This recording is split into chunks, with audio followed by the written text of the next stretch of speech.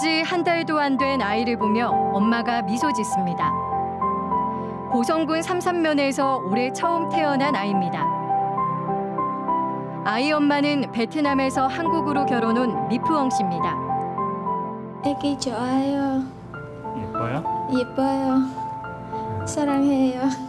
뭐 우리 손자 낳아서 뭐 다 좋아를 한 게네. 네. 좋아요. 방송에서도 이렇게 삼산면에서 키운 딸이다. 1,800여 명이 사는 고성군 삼산면.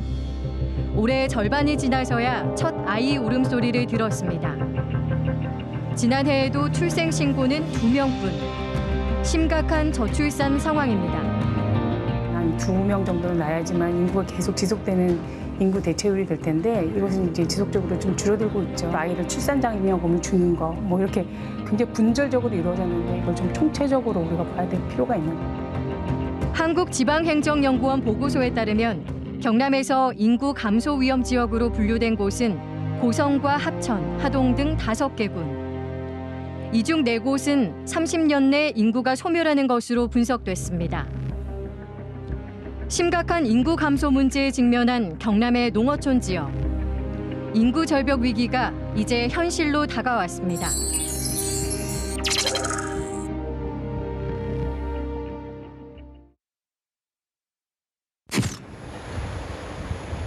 산자락 아래 위치한 거창의 한 어린이집.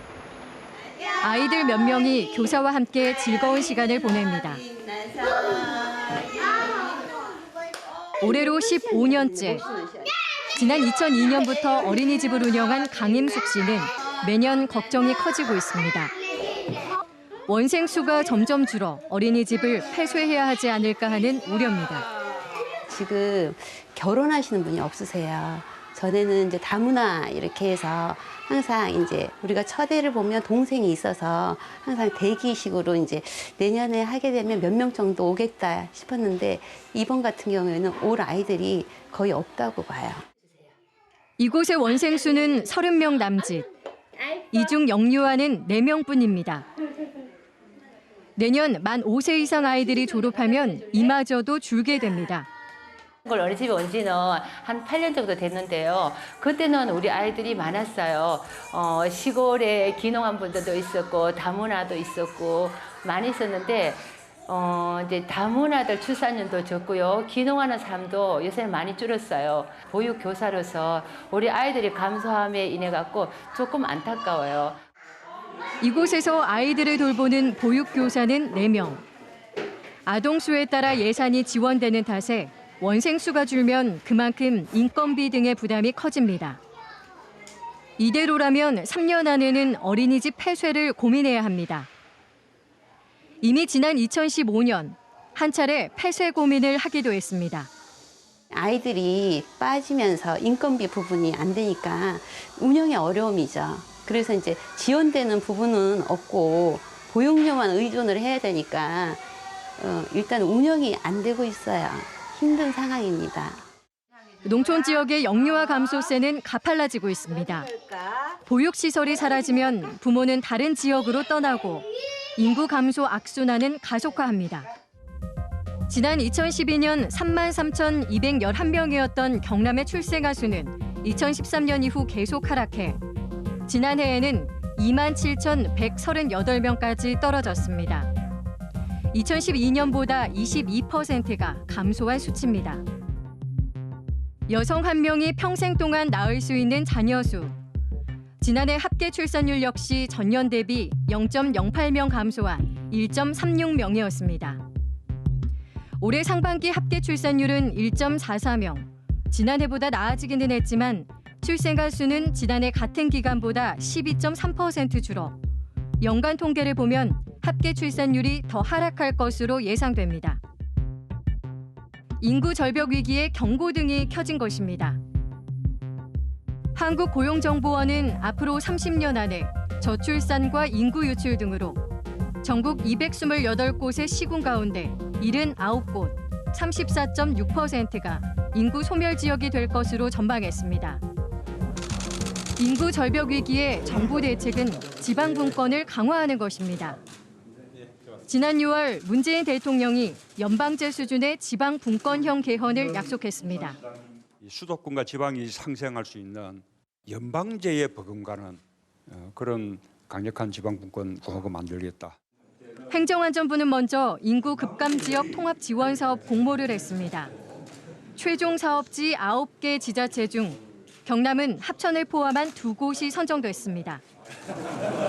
공모 사업에서 우리 컨셉은 참사리, 팜 또는 아트, 빌리지 마을을 조성해서 거기에 이제 정착을 할 수 있도록 하기 위한 사업을 응모를 했습니다. 예산을 확보해가지고 부지도 매입하고 아마 내년부터는 본격적인 사업이 시작될 거로 보고 있습니다.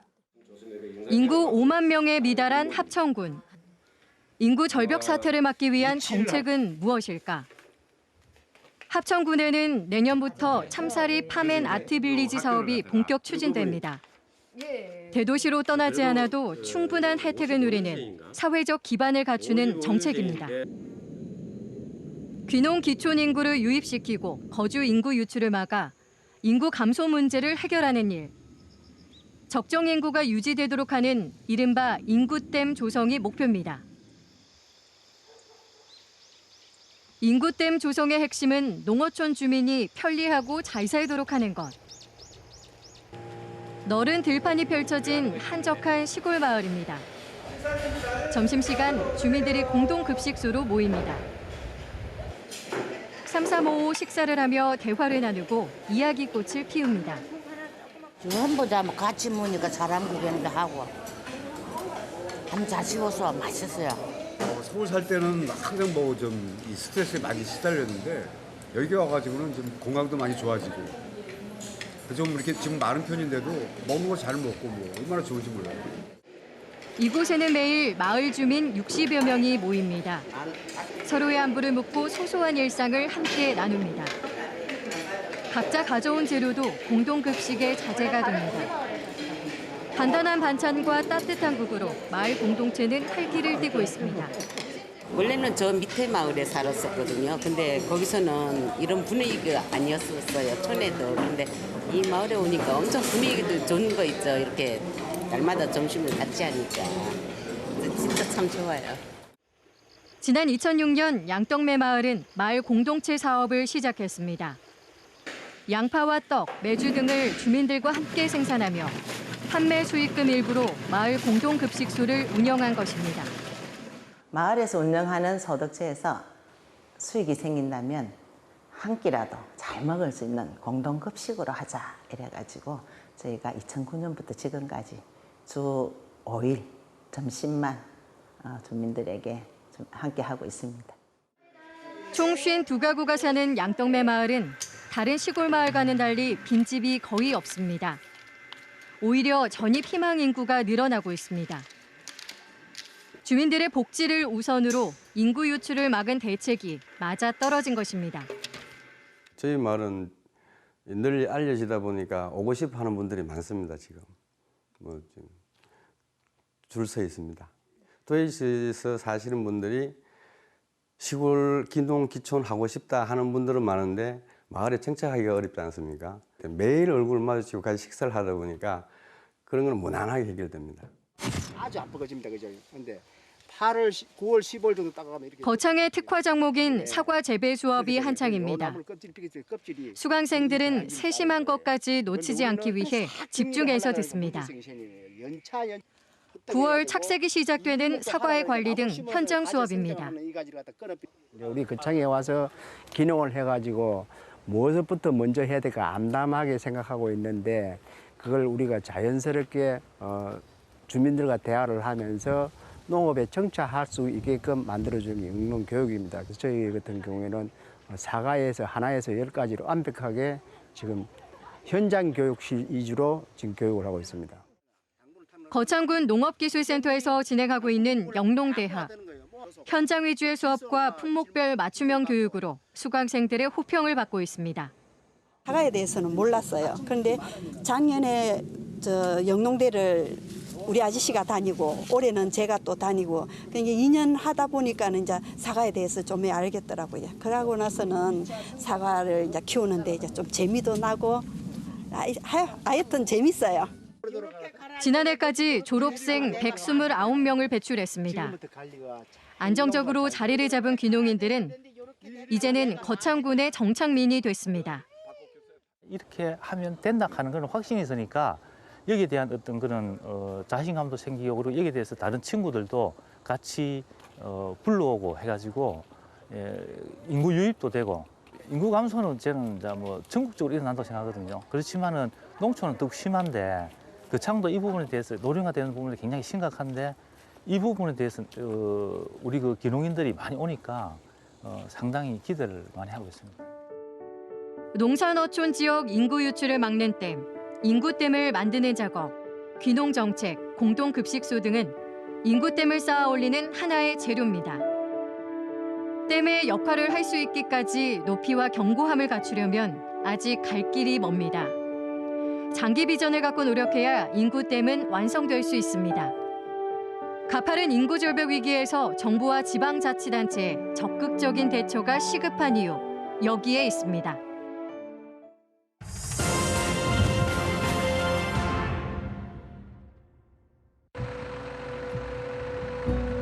멀쩡한 청양고추가 논바닥에 버려지고 있습니다. 2천만 원어치 10톤의 고추가 폐기되는 장면입니다. 청양고추의 경매가는 1kg에 2,000원 안팎으로 지난해 같은 기간에 5분의 1 수준. 생산 원가에도 못 미치자 정부는 가격 안정을 위해 밀양과 창원 등 주산지의 청양고추 140톤을 폐기하기로 한 것입니다. 가격도 너무 말도 안 되는 가격을 지금 형성하고 있기 때문에 농민들이 눈물을 머금고 이렇게 버리고 있습니다. 소비 부진과 함께 AI의 구제역까지 겹쳐 청양고추의 80%를 소비하는 식당가의 불황이 깊어졌습니다. 옛날에는 고추 일주일에 한 10kg 한 박스 썼는데요. 지금은 5kg밖에 못 쓰지요. 전년도 작황 부진으로 수확량이 30% 감소해 올해 봄에는 저장 단감의 가격이 높게 형성될 것으로 기대했습니다. 하지만 예측은 빗나갔습니다. 단감 상품 10kg 한 상자 경매가가 25,000원으로 수확기 가격과 비슷합니다. 한 상자에 저장 비용 3,000원을 감안하면 저장 비용도 건지지 못하는 형편입니다. 전년도 생산량이 줄은 데 비해 가지고 가격이라도 조금 올라가줘야 정상인데, 그 단감 시세는 뭐 예년과 같은 상황에서 이러다 보니까 생산량이 줄고 소비는 그렇게 평년 수준으로 이러다 보니까 농가에서는 이중고를 겪게 되는 거죠. 이렇게 서민 경제가 꽁꽁 얼어붙은 원인은 무엇일까? 서민 경제 위축은 지난해 11월부터 심해졌다는 게 농민과 상인들의 공통된 의견입니다. 가장 큰 원인은 이른바 김영란법으로 불리는 부정청탁금지법 시행이 꼽힙니다. 실제로 인사철과 성진 시기에 민감하게 반응하는 꽃가게의 주인들은 김영란법 시행 이후 경기 침체를 절감합니다. 매출의 30% 이상이 감소했습니다. 김영란법 이후에 공직사회에서 거의 축하 받을 일이 많은데요. 그 축하에 들어가는 꽃들이 거의 되돌아오죠. 김영란법 이후에 그분들이 꽃을 아예 받는 것을 좀 예민하죠. 받는 데 대해서 굉장히 예민해요. 김영란법 영향으로 5만 원 이상의 화분은 판매가 사실상 중단돼 재고로 쌓여가고 있습니다. 과일 가게도 김영란법의 여파를 벗어나지 못했습니다. 음식점 매출이 줄면서 식당가에 납품되는 과일 물량이 줄어들면서 매출이 급감했습니다. 선물 세트로 대량 소비되던 사과나 배도 매출이 뚝 떨어졌습니다. 올해는 김영란법 해가지고 그 금액 또 이렇게 또 넘으면 또 안 된다 해서 또 김영란법에 맞춰가지고 우리 과일도 금액대를 맞춰가지고 그렇게 판매를 했었지. 뭐 결과는 뭐 정말 힘들지. 저희들은 뭐 매년 경기가 안 좋다 보니까 뭐 매출 대비 한 3분의 1은 줄었다고 봐야지. 이런 소상인들의 하소연은 경제 지표로 확인되고 있습니다. 소비자 심리 지수를 보면 지난해 11월부터 지난 2월까지 넉 달 연속 100 이하로 떨어졌습니다. 소비자 심리 지수가 지속적으로 기준치를 밑돈다는 것은 소비자들이 경기를 비관적으로 보고 있다는 것입니다. 즉 전반적으로 생활 형편이 과거보다 어려워졌다고 느끼는 것입니다. 그래서 소비자들은 고용 불안, 금리 인상, 물가 상승, 가계 소득 감소 등으로 소비 지출을 줄일 수밖에 없습니다. 지표로 나타나는 가계 소득도 대폭 줄어들었습니다. 가계 소득이 줄면 소비가 위축되는 것은 당연합니다. 지난해 2인 이상 가구의 월 평균 소득이 전년 대비 0.6% 늘어나 통계청이 통계를 작성한 2003년 이후 가장 낮은 증가세를 보였습니다. 글로벌 금융 위기 직후인 2009년에도 월 평균 가계 소득이 1.2% 증가한 것과 비교하면 가계 소득이 정체 상태인 점을 짐작할 수 있습니다. 실제 농촌 농민들은 어떤 사정일까? 한우 500마리를 22년째 키우는 한기웅 씨. 부정청탁 금지법이 시행된 이후 경영 타격을 몸으로 직접 느끼고 있습니다. 7개월짜리 송아지를 사서 사료를 먹여 2년 동안 키운 뒤 30개월째 출하하기까지 드는 비용은 790만 원 정도. 하지만 올해 가을 무렵 송아지를 실제 출하해 받는 돈은 850만 원에서 900만 원에 불과했습니다. 2년 동안 노력 끝에 소 한 마리를 키워 거둔 이윤이 최대 100만 원 안팎입니다. 이 금액에는 인건비와 관리비 등이 포함되지 않았습니다. 실제로 수익이 나려면 30개월 소 한 마리 값이 900만 원은 넘어야 한다는 것입니다. 지금의 속값으로는 현상 유지도 힘들다는 이야기입니다. 자구책으로 한기웅 씨는 직접 사료를 생산해 경영비 절감에 안간힘을 쓰고 있습니다. 사료값은 비싼데 소값은 떨어지고 하기 때문에 부산물을 활용해서 사료를 만들고 있습니다. 부산물 버섯 베이지라든지 비지, 그다음에 미강, 깻무, 담백비, 소맥피 이런 종류를 조합해서 직접 사료를 만들고 있습니다. 그리고 근처도 지금 상당히 비쌉니다. 그래서 국내산 조사료를 활용해서 10월 초순에 파종을 해서 다음에 5월 초순에 수확하는 걸로 해가지고 100% 국내산 조사료를 생산해서 원가 절감을 하고 있는 중입니다. 한우 사육 농가의 어려움은 부정청탁 금지법 시행 이후 소고기 고급 부위에 대한 소비가 줄면서 심해졌습니다. 올 상반기 한우 도축 물량은 35만 7천여 마리로 지난해 같은 기간보다 2% 줄었습니다. 지난 6월 전국 도축장 평균 경매 가격도 지난해 같은 기간보다 13% 하락했습니다.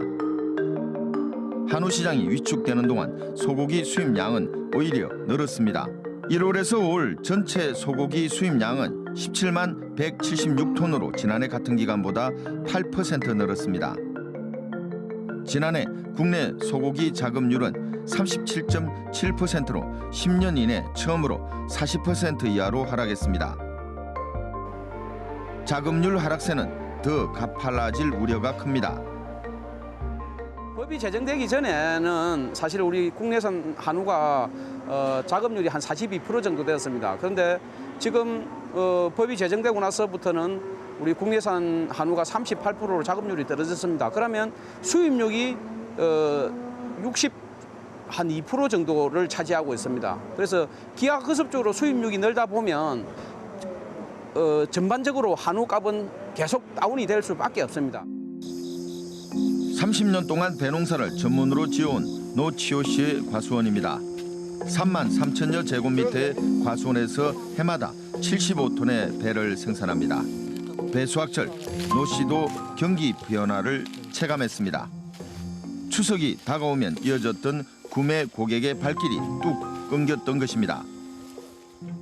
예전에 보면은 명절이 가까우면은 선물하실 거라고 사람들이 많이 찾아오고 했는데 금년에는 거의 오지 않는 해인 것 같습니다.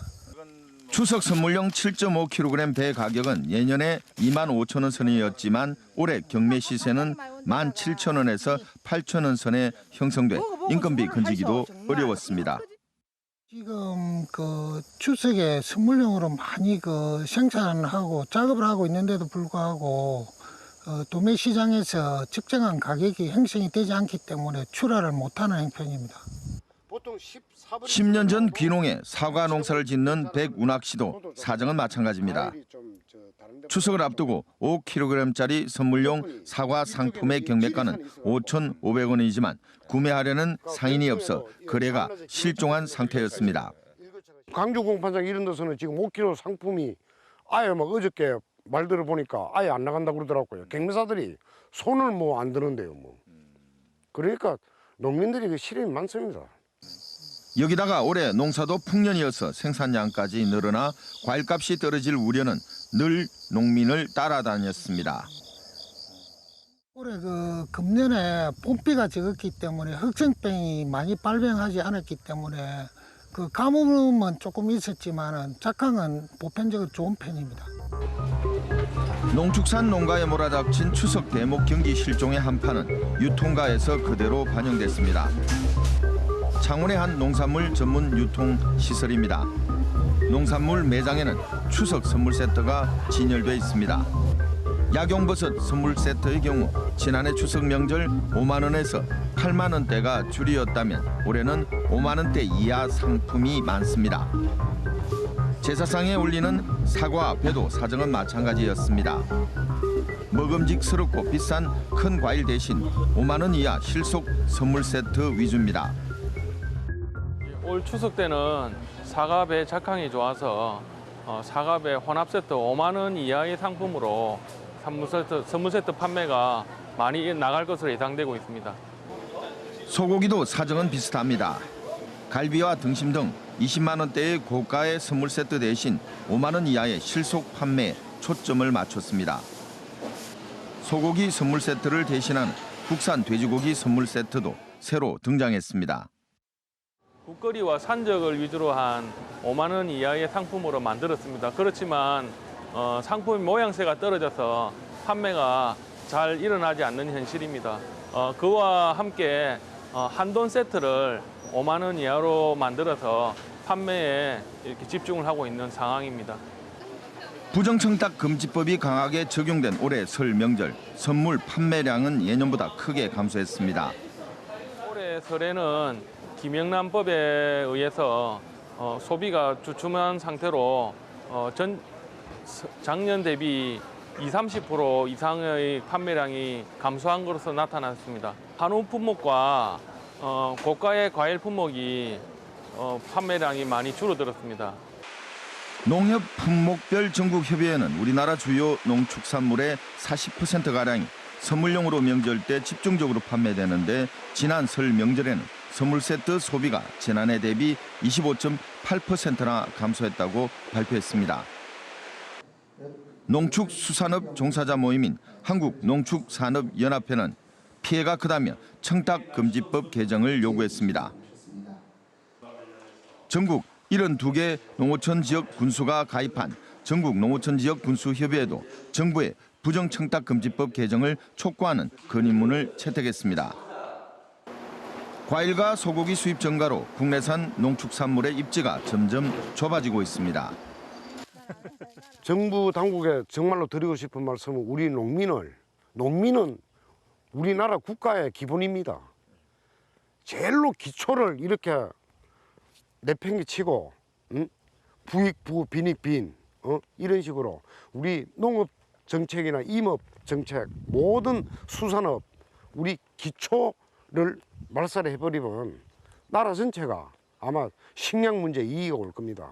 정말 이 참 어려운 실정입니다. 이게 정말 우리가 한우가 망한다면 우리 먹거리가 안전해서 유업을 받을 수 있습니다. 그리고 수입력이 천정부지로 치솟을 것입니다. 어디가 끝자락인지 모를 만큼 위기가 이어지고 있습니다.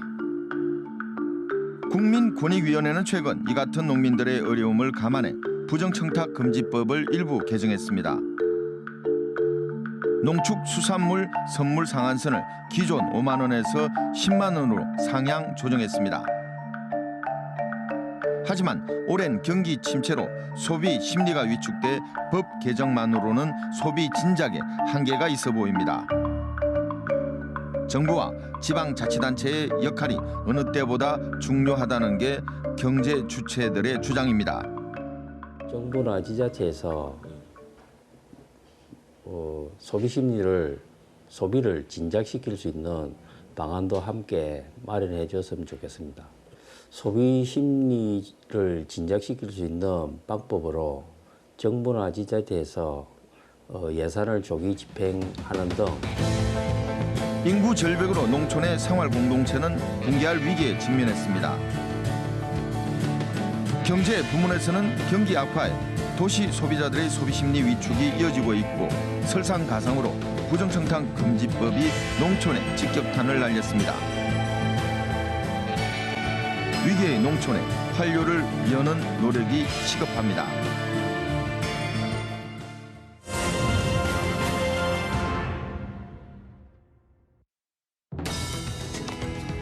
(5,200여 제곱미터의 대규모 온실에서 수출용 토마토가 자라고 있습니다. 12명의 농민이 힘을 합쳐 만든 농업회사법인 농장입니다. 이곳 토마토는 여느 온실보다 품질이 우수한 것으로 알려져 있습니다. 영농 방법이 다르기 때문입니다. 온실 환기를 위해 사람이 수동으로 열고 닫는 방법이 아닌 컴퓨터가 알아서 관리합니다. 겨울철 작물 관리의 핵심인 온도와 습도, 이산화탄소 농도 등을 자동으로 관리하는 스마트팜입니다. 스마트팜 도입되기 전에는 어떻게 보면 모두 데이터라든지 축적된 노하우만 가지고 농사를 지었는데 환경제어가 들어오고 나서부터는 그래프상으로 온도 변화라든지 모든 게 이제 눈으로 직접 보여지니까 아무래도 좀 농사 짓는데 좀 더 생산량이라든지 환경 조건을 좋게 해줄 수 있는 조건이 갖춰졌다고 보지. 스마트팜은 지난해 발생한 이상고온 현상으로 진가를 발휘했습니다. 한밤중 농민이 없는 사이에 찾아온 이상고온으로 큰 피해를 볼 위기를 자동으로 관리한 것입니다. 기상 이변으로 인해 가지고 밤 기온이 급상승을 한 적이 있었습니다. 그럴 경우에 이제 환경 제어되어 있는 집은 센서에 의해 가지고 자동적으로 이불이 열렸고 안 돼 있는 집은 닫혀버려가 습이 너무 올라가 가지고 균에 의한 피해를 많이 받았거든요. 당시 스마트팜 시스템의 자동 대응으로 3천만 원의 손실을 차단했습니다. 영농 방법도 진화했습니다. 아날로그에서 디지털 방식으로 영농을 하다 보니 보다 정밀하게 작물을 관리할 수 있습니다. 아무래도 스마트팜 도입하기 전에는 이제 몸으로 체감적으로 밖에 할 수가 없었는데 지금 같은 경우는 이제 그래프상으로 데이터가 축적되다 보니까 아무래도 좀 더 섬세하게 이 환경에 적용을 할 수가 있습니다. 자연히 생산성도 높아졌습니다. 주로 일본에 수출하는 토마토는 크기가 수출 단가에 큰 영향을 미치는데 예전보다 크기를 고르게 생산할 수 있게 되었습니다. 일본에서는 M 사이즈를 원하는데 그 스마트팜 들어오기 전에는 이제 사이즈가 차이가 많이 났었는데 지금 저희들이 스마트팜을 도입하고 나서 이제 M 사이즈 위주로 좀 환경제어를 관리를 하다 보니까 아무래도 수출 양도 늘어나고 그렇게 돼 있습니다. 아침 저녁으로 온실 환기구를 열고 닫는 번거로운 작업도 스마트팜 도입으로 해방됐습니다. 제가 바쁠 때는 하우스 안에 있고 바깥에 나와서도 언제든지 전화기로 가지고 이 설정을 바꿀 수도 있고 조정을 할 수 있다는데 거기서 엄청나게 득이 될 수 있죠. 정보 기술을 활용한 스마트팜은 온실 재배 풍경만 바꾼 걸까요? 축산업에도 변화의 바람이 불고 있습니다. 축산업 가운데서도 가장 사람 손길이 많이 간다는 양돈입니다. 고된 노동에 인부 구하기가 가장 힘들다는 것이 양돈 업계의 상황입니다.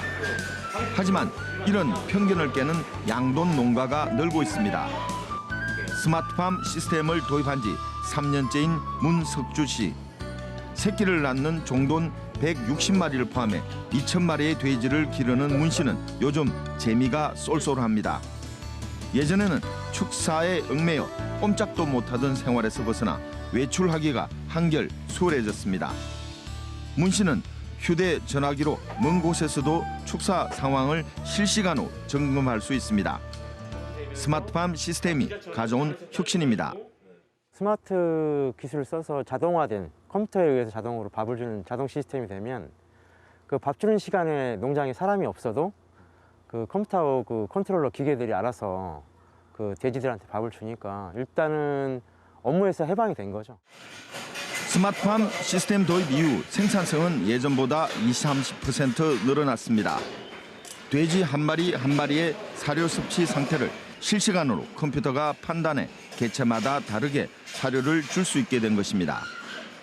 자동급이기가 이 모던의 RFID 태그를 읽고 이 돼지는 교배 임신한 지 며칠 됐으니까 사료를 오늘 사료는 이만큼 줘야지 해가지고 자동으로 컨트롤러가 알아서 사료량을 조절해줘요.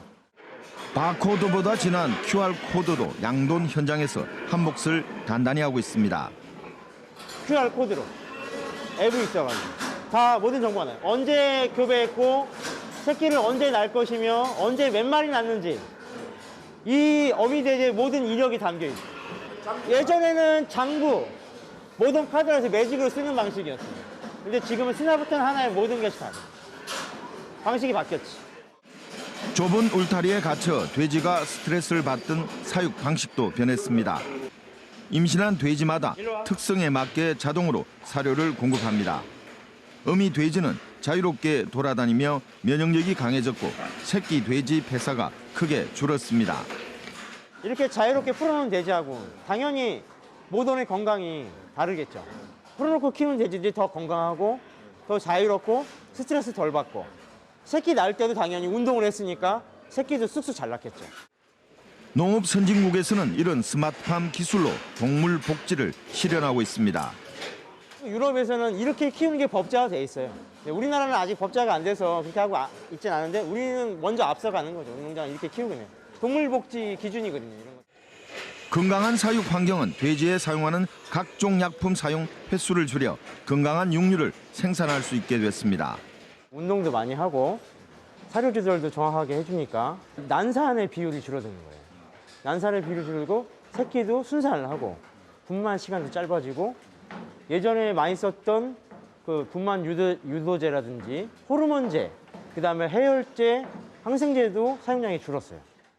특히 하루 한두 번 사료를 주던 것을 돼지가 먹고 싶을 때 자동으로 줄 수 있게 돼 생산성이 크게 향상됐습니다. 사람이 없어도 밤 11시에도 떨어지고 새벽 4시에도 떨어지고 하니까 그 돼지가 적정하게 하루 5번 골고루 사료를 먹을 수 있으니까 체형도 좋아지면서 새끼 젖도 잘 나오고 새끼도 잘 크게 되는 거죠. 이 때문에 스마트팜에 대한 관심이 커지고 있습니다. 국내 농업 기술을 망라한 진주 농식품 박람회. 스마트팜 시스템을 소개하는 부스가 단연 인기를 끌었습니다. 스마트 기기 사용에 익숙하신 40, 50대 분들이 많이 찾으시고요. 그다음에 귀농하시는 분들이나 아니면 기존 시설에 조금 더 자동화를 원하시는 분들이 많이 요청을 하십니다. 재래식 농업을 하는 농민에게 꿈같이 여겨지는 스마트팜 기술. 하지만 지금까지 보여준 것은 아직은 초보 단계에 불과하다는 게 전문가들의 평가입니다. 정보와 기술을 활용한 농업 발전에는 다양한 가능성이 남아 있습니다. 어미 돼지의 행동을 분석해 출산 시기를 예측하는 기술도 개발에 들어갔습니다. 이 화면은 우리 농촌진흥청 축산과학원에서 분만 예정인 어미 돼지가 언제 분만을 하는지 그거를 과연 예측할 수 있을까? 행동 패턴을 보고 그래서 지금 연구 중인 사업이에요. 가축의 배설물을 분석해 건강 상태를 확인하는 기술도 상용화를 앞두고 있습니다.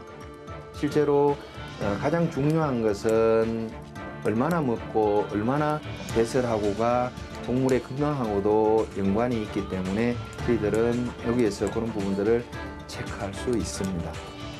온실에 버려지는 열을 회수하는 순환식 환기 시스템도 연구를 마친 상태입니다. 온실에서의 필요 없는 에너지, 폐기되는 에너지를 재순환을 통해서 에너지를 재이용하는 형태입니다. 그래서 본 시스템은 제습 장치하고 연동되는 경우에는 저희들이 판단하기로는 에너지 절감 효과가 20% 있는 걸로 파악하고 있습니다. 정보화 기술을 활용해서 물고기 양식과 채소 재배를 동시하는 융합 영농법도 연구 대상입니다. 안전하게 물고기도 키우면서 식물도 친환경적으로 안전한 농산물들을 물고기 배설물을 이용해서 안전한 농사를 지을 수 있는 그런 시스템 같은 경우에는 상용화도 가능하다고 그렇게 생각됩니다. 힘들고 생산성이 낮다는 이유로 젊은이 일자리 창출해서 소외받고 있는 농업. 농업에 정보화 기술을 접목한 똑똑한 영농기술, 스마트파밍, 혁신의 바람을 일으키고 있습니다. 농민의 복지, 동물 복지, 생산성 향상 등 다양한 파급 효과를 창출하는 스마트팜 기술. 경남의 농업에 든든한 지원군이 되기를 기대해 봅니다.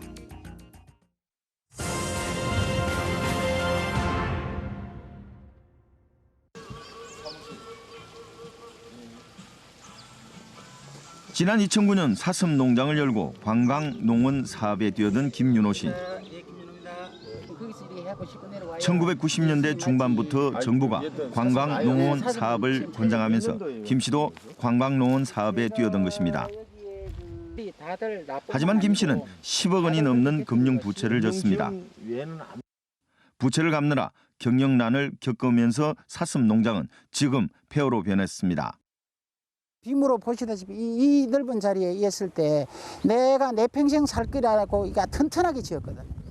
그랬는데 뭐 자금이 없으니 현재 보시는 이 자리가 제일로 돈이 되니 돈은 투자를 해야 되고 하니까 돈 되는 것부터 이제 순위에 의해서 매각을 하게 된 거죠. 이런 경영난을 극복하기 위해 김 씨는 사슴 사육 대신 산양삼과 산마늘로 눈길을 돌렸습니다. 도시민이 체험할 수 있는 농업으로 사업 방향을 튼 것입니다. 산양삼이 자라는 곳은 산 중턱. 모노레일을 타고 가다 보면 숲속에는 산양삼으로 가득합니다. 산양삼 밭 주변에는 또 고급 식재료인 산마늘도 자라고 있습니다. 산마늘이라든가 또 곰치라든가 그 임산물을 복합을 하게 되기 시작한 거죠. 왜 그러냐면은 그 관광농이 잘 됐으면은 이거 해야 될 이유가 없죠. 김 씨는 산양삼 등 임산물을 단순 생산하는 것보다 가공에도 도전하고 있습니다. 가공품이 소득이 더 높기 때문입니다. 장아찌류를 담아서 그분들의 1년 연중 제공을 하니까 이 임산물들의 장아찌류를 드시기 위해서 방문하는 방문객 수가 늘어나니까 자동으로 소득원으로 연결되고 있습니다. 김 씨의 관광객 유치 전략은 단체 관광객 중심보다는 농촌을 체험하고 이를 통해 가공 농산물을 구매하도록 하는 것. 관광농원 운영이 아니라 6차 산업으로 경영을 바꾸고 있습니다. 이제 이거는 고르쇠 나무인데 고르쇠는 봄철에 수액을 채취할 때 본인들이 직접 와서 체험도 하고 자기가 고생한 그 수액을 또 드시고 가는 그런 즐거움과 경남에서 운영하는 관광농원은 모두 94곳, 이 가운데 37곳, 34.7%가 이렇게 6차 산업으로 변신 중입니다. 최근에 다시 이제 6차 산업이 화두가 되면서 기존의 관광농원들이 새로운 콘텐츠와 소프트웨어를 가지고 좀 활성화하려고 하는 이게 조짐이 많이 보이고 있습니다. 넓은 들판에 꽃 양귀비가 울긋불긋 꽃을 활짝 피웠습니다. 하동군에서도 외진 북천면은 관광객이 거의 찾지 않던 곳입니다. 하지만 봄 꽃 양귀비 축제와 가을 코스모스 메밀 축제를 열며 70만 명의 관광객이 찾는 명소가 됐습니다. 현재로서는 많은 사람들이 그 낙후된 지역인데 많은 사람들이 찾아와가지고 지금 그 북천면 자체가 크게 활성화되고 꽃 양귀비를 심은 터는 벼농사를 짓던 논입니다. 벼농사를 대신할 경우 정부에서 소득을 보전해주는 경관농업 직불 제도를 제대로 활용한 덕분입니다. 그 우리 주민들이 고령이다 보니 쌀 농사보다는 우리 꽃 농사가 조금은 수월고 또 소득도 조금은 낮습니다. 아름다운 꽃밭을 조성하고 폐철로를 활용한 작은 마을의 농촌 축제가 지역을 대표하는 관광자원, 6차 산업의 모범 사례로 거듭나고 있는 것입니다. 합천의 한 딸기밭에 손님들이 찾아왔습니다. 딸기 체험 관광객입니다. 상점에서 그냥 사 먹는 딸기가 어떤 환경에서 어떤 방법으로 재배하는지를 알아봅니다. 딸기가 1년 6개월 만에 이제 열매를 얻게 된다는 거를 오늘 처음 알았거든요. 그러니까 항상 뭐 슈퍼나 시장에서만 딸기를 사 먹어봤지 제가 체험을 해본 건 처음이었어요. 체험 농장에서는 참가자에게 가정에서 직접 딸기를 재배하도록 딸기 화분을 선물로 제공합니다. 체험 참가자를 고객으로 유치하기 위한 나름의 전략입니다. 올해 와가지고 체험하고 맛본 딸기가 기억에 남아가지고 내년에 체험을 하러 오거나 아니면 저희 딸기가 생산될 때 일부러 연락을 와가지고 택배로 주문을 하거나. 농촌 체험 관광객이 늘면서 체험 농장의 경쟁력도 높아졌습니다. 소비자가 직접 생산자를 확인할 수 있기 때문에 체험 농장주는 품질 향상과 농장 관리에 부쩍 노력을 기울입니다. 또 올해보다 더 맛있는 딸기를 만들기 위해서 품질에도 관리하고 고품질적으로 가다 보니까 저희 딸기가 도매시장이나 납품처에 가게 되면은 저희 농장 딸기를 일부러 찾는 그런 중도매인들이나 납품처 유통업자들이 또 따로 생기기도 하대. 딸기 체험을 마치면 인근 농업학교 학생들이 주최하는 장터 구경이 이어집니다.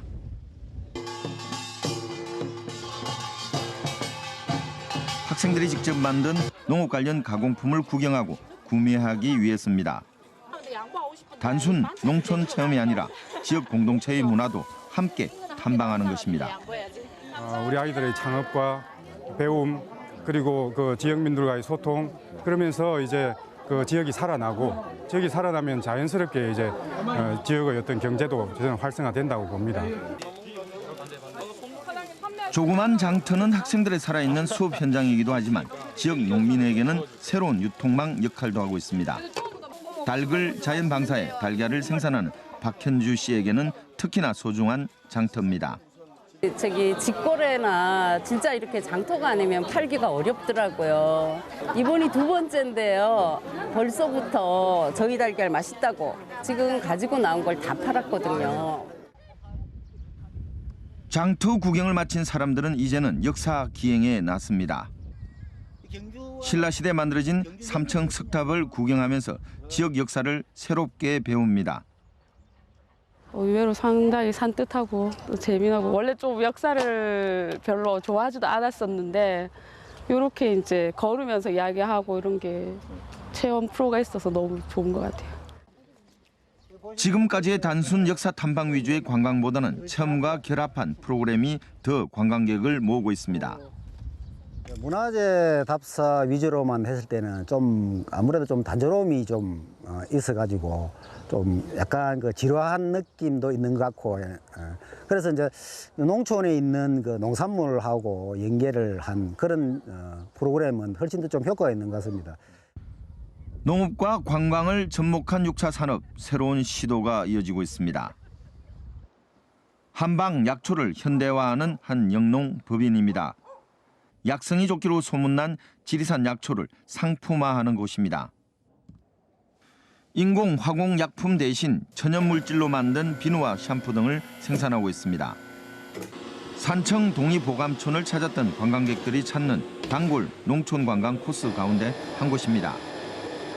산청에는 이미 한방 엑스포가 만들어졌었고요. 그걸 기반으로 해서 동이보감촌이라는 게 만들어졌습니다. 그리고 거기에 대한 호응도도 높기 때문에 그런 체험이라든지 6차 산업에서 원하는 부분에 충실하게 갈 수 있는 가장 적합한 종목이 화장품이라고 생각합니다. 저는.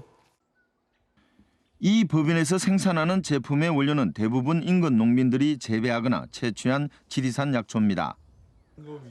생산과 가공, 관광이 시너지 효과를 내는 6차 산업의 연결고리 역할을 하는 셈입니다. 이렇게 경남에서 6차 산업에 뛰어든 농가와 업체는 모두 664곳. 이 가운데 농산물 직매장, 농가식당, 농촌교육농장 등 3차 산업이 420곳, 63.3%이고 농식품 제조와 가공을 하는 2차 산업에는 244곳, 36.7%에 이릅니다. 6차 산업은 농가 소득을 획기적으로 끌어올립니다. 경남의 농가 소득은 지난해 평균 3,400여만 원. 국민 전체 평균 가구 소득의 64.8% 수준입니다. 이런 낮은 농가 소득의 새로운 소득원이 될 수 있는 것이 농산물 가공과 관광을 접목한 6차 산업입니다. 농가 소득을 좀 높이기 위해서는 농해 소득을 높여줘야 되기 때문에 6차 산업을 통해서 그런 경제적인 보상을 좀 함으로써 안정적인 소득을 기반을 해줌으로써 활력이나 새로운 삶의 질을 높일 수 있다. 이렇게 하기 때문에 6차 산업이 반드시 필요하고 중요하다고 생각합니다.